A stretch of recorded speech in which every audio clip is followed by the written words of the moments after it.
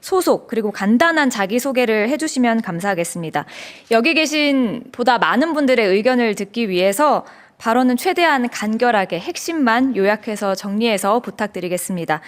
의견 주실 분들은 앉으신 자리에서 손을 들어주시면 되겠습니다. 그리고 안기정 대변인님, 이거 진행하실 때 혹시 구분이 가능한지 모르겠는데 가급적이면 일단 전문가나 특정한 영역을 대표하시는 분들이 계신 그분들 먼저 좀 해보면 좋을 것 같아요.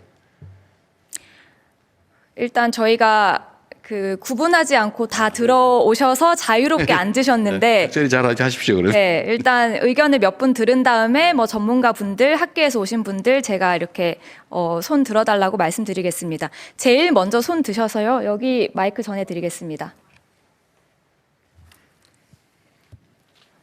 네, 대통령님 이렇게 일반 시민들이 의견을 낼 수 있는 기회를 주셔서 먼저 감사 말씀드립니다.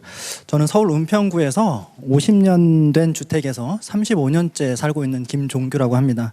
청와대보다 규모는 훨씬 작지만 훨씬 행복한 집이라고 말씀드릴 수 있습니다.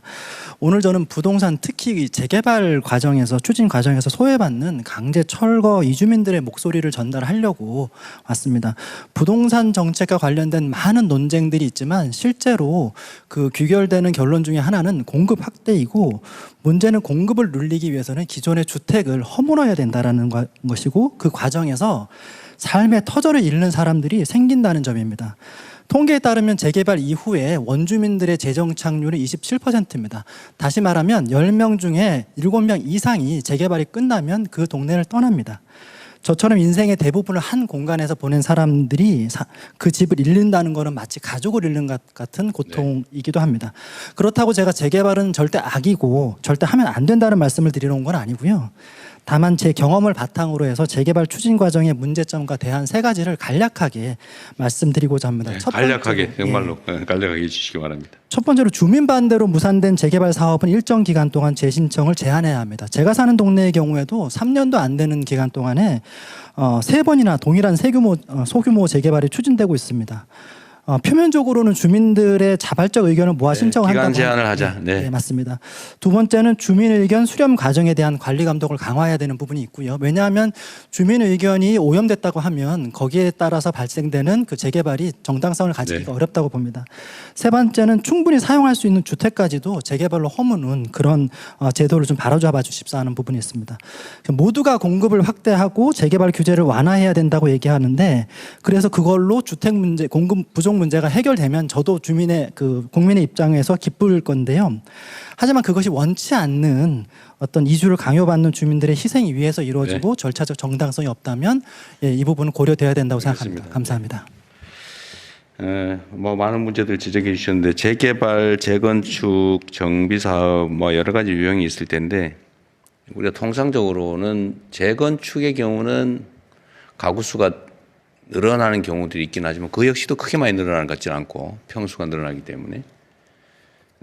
근데 재개발의 경우는 사실은 총 입주 가구 수는 줄어드는 게 통상인 것 같긴 해요.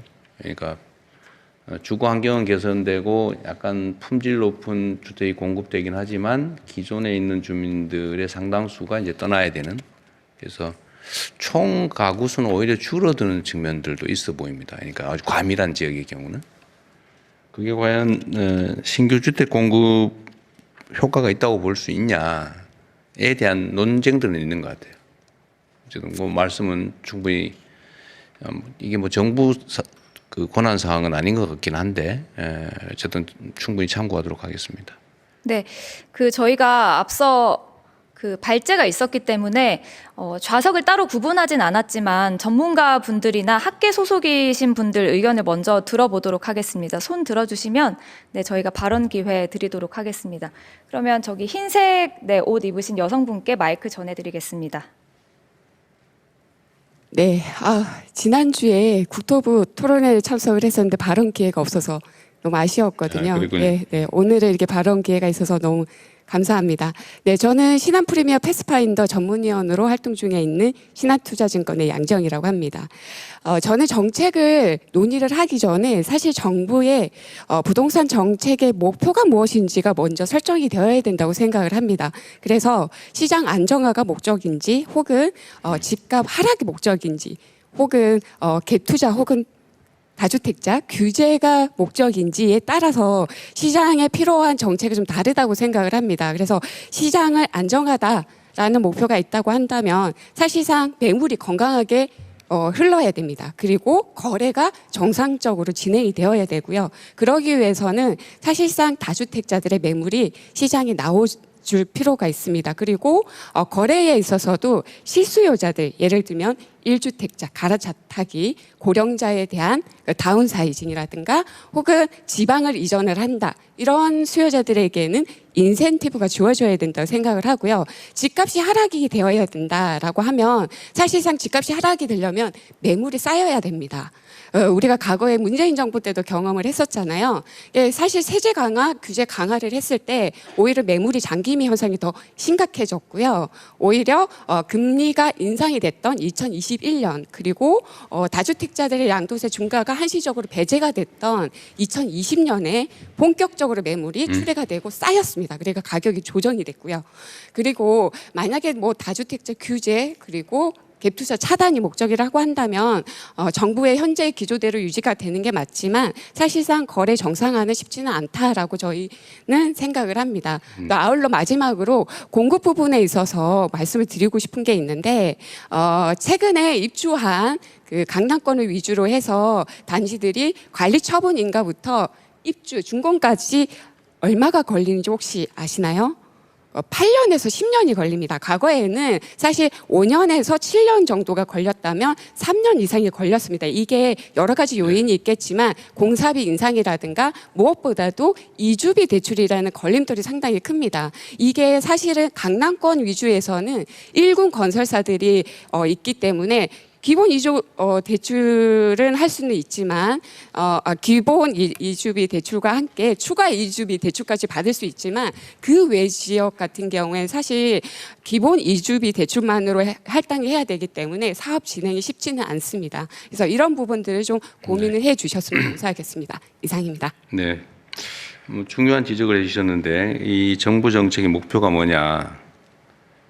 뭐 여러 가지 정책 당국자들의 생각이 다를 수 있는데 어쨌든 제 생각을 간단히 말씀드리면 억지로 가격을 낮추자는 아닙니다. 그거는 뭐 주택 가격 목표를 정해놓고 여기에 맞춰서 수요 공급을 뭐 억제하거나 뭐 어떻게 조정하겠다고 하면 그게 사회주의 국가에 가깝지 않습니까? 또 가능하지도 않죠. 지금과 같은 발전한 대한민국 경제 상황에서 이 시장 질서를 완전히 무시하고 수요 공급을 어거지로 어떻게든지 해가지고 아니면 뭐 가격 통제를 해서 가격을 낮추자, 높이자 이거는 정책 목표가 되기 어렵죠. 그건 아닙니다. 다만 비정상적인 수요 공급에 의해서 가격이 잘못 형성되는 걸 막자는 거죠. 정상화하자는 거예요. 저는 그런 생각을 합니다. 예를 들면 나는 한강이 내려다 보이는 아파트라면 가격이 얼마든지 상관이 없이 무조건 사야 되겠어. 그리고 나는 그럴 경제적 능력이 돼. 세금 뭐 필요하면 얼마든지 내지 뭐 그 정도 가지고 나의 수입 상황이라는 걸 봤을 때 부담되지 않아. 저는 이거 존중해 줘야 된다고 생각해요. 당신 이 아파트는 얼마 이상이 되면 안 돼. 이런 생각을 할 필요는 없죠. 그리고 똑같은 주거 환경을 가지고 있더라도 아니 뭐 특정 지역에는 무슨 특별한 의미가 있어서 그걸 비싸게 서로 거래한다. 희소성 때문에 예를 들면 뭐 누가 한때 살았던 공간이다 뭐 이래서 비싼 경우도 있잖아요. 뭐 그걸 통제하겠습니까? 다만 거기에 대해서는 사회적 부담을 상응하게 하는 게 필요하다. 그래서 나는 뭐 특정 지역에 대해서는 뭐 그 인근 지역보다 골목 한 개 차이로 가격이 2배 차이가 나고 그런 경우 많잖아요. 저는 그게 비정상이라고 보지 않아요. 거기에 상응하는 사회적 부담을 하면 되죠. 그래서 정상화하는 게 목표다. 그리고 수요 공급에 따라서 또 적정하게 적정한 정당한 수요, 적정한 공급에 따라서 만들어진 시장 가격은 존중해야 되겠죠. 다만 뭐 모든 사람들이 집이 사놓으면 돈 되더라. 막 빌려서라도 사자. 인생을 걸고 뭐 집을 사서 그거밖에 돈 버는 길이 없다 이렇게 생각하고 모두가 거기에 몰려서 무슨 한 도시의 땅을 팔면 다른 나라 통째로 살 수 있다 뭐 이렇게 되면 언젠가는 문제가 생기겠죠. 근데 그걸 미리 막자는 겁니다. 그 외 나머지 의견은 또 저희가 참고하도록 하겠습니다. 네, 전문가분들이나 학계 소속이신 분들 의견 한 번